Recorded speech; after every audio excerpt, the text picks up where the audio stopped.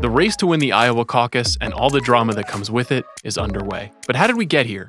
To go forward, first we have to go back in time. By February 1976, the Democratic presidential primaries didn't have a frontrunner. There were plenty of popular candidates running for the Democratic presidential nomination. Sargent Shriver, Scoop Jackson, Frank Church, Birch Bayh, Lloyd Bentsen, each stalling at single-digit support in most polls for several months before the 76 convention at Madison Square Garden. But then Jimmy Carter came out of nowhere. I started my own campaign 21 months ago. I didn't have any political organization. We began to go from one living room to another, shaking hands, talking to people, and listening.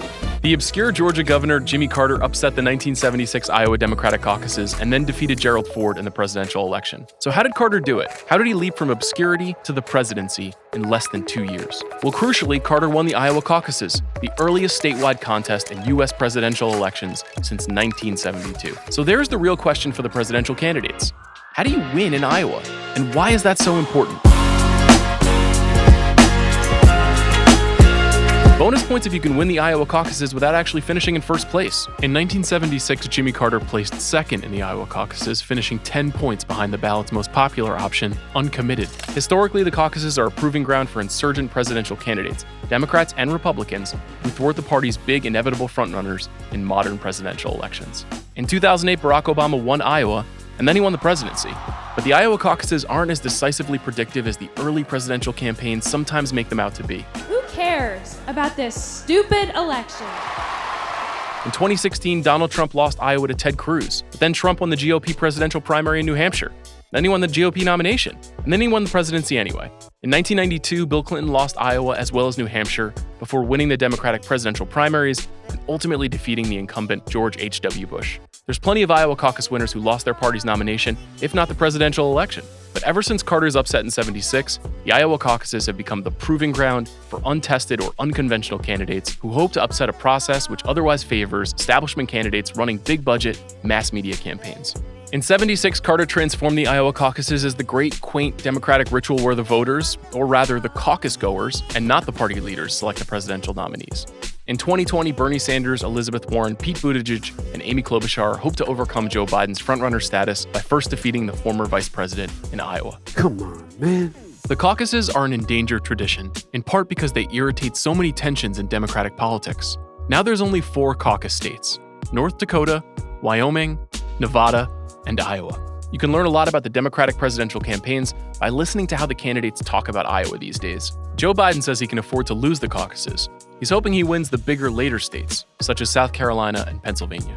Mike Bloomberg will skip campaigning in Iowa altogether. Meanwhile, Elizabeth Warren and Pete Buttigieg have largely bet their presidential fortunes on Iowa. The Democrats have spent the past year barnstorming the state with rallies and town halls, broadcast advertisements, direct mail, campaign canvassers, and countless phone calls urging voters to caucus for their candidate on February 3rd. For Democrats in particular, Iowa presents some persistent challenges. Iowa is a very white state, the 6th whitest in the U.S. It's much whiter than the country. It's much whiter than the Democratic Party's political base. It's a vast, flat state with a diffuse population of about 3 million people, more progressive in the eastern and northern regions, and more conservative in the west. There's Des Moines, the state capital. There's the smaller cities, Cedar Rapids, Sioux City, Iowa City, and Davenport.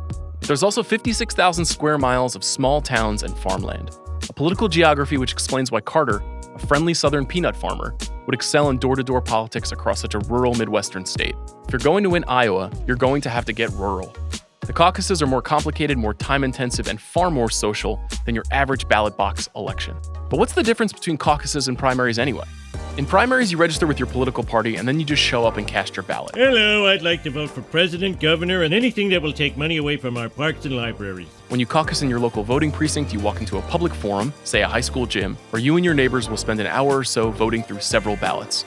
If you're a Republican, you vote privately, and the caucus process is far simpler than it is for Democrats. GOP candidates with the most votes on the first ballot wins the precinct outright. If you're a Democrat, you vote publicly, and voting gets complicated. In your typical Democratic caucus, you'll argue with your neighbors between ballot rounds, you'll lose some candidates below the 15% threshold, you'll switch allegiances, and eventually you'll narrow your party's crowded presidential field down to a single winner in your precinct. There's 1,681 precincts participating in the Iowa caucuses. Whichever candidate wins the most precincts wins the state. Thank you, Iowa. You have done what the cynics said we couldn't do. You have done what the state of New Hampshire can do in 5 days. You have done what America can do in this new year, 2008.